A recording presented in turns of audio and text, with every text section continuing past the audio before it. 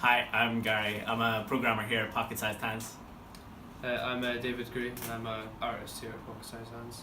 I'm Alan, I'm another programmer here at Pocket Sized Hands. We graduated from Abertay last year and we took part in their academy.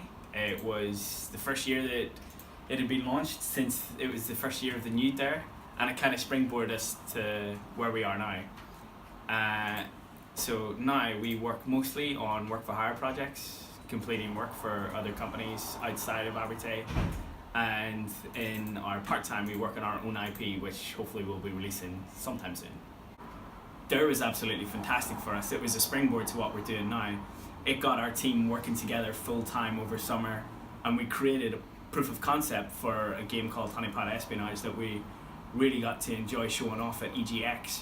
The experience that we got from it just made us better all-round game developers. You got introduced to so many aspects of game development that you just wouldn't think about.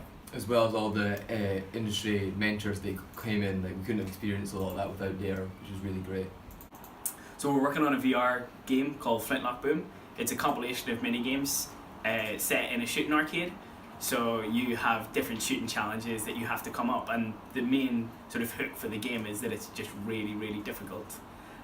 So we designed the game with the idea that there was no easy mode, that whoever played it would be faced with the challenge and probably end up hating themselves afterwards for not being able to win. So we've got a small team now, 7, and we hope to keep on going at what we're doing, so we can grow the business a bit more.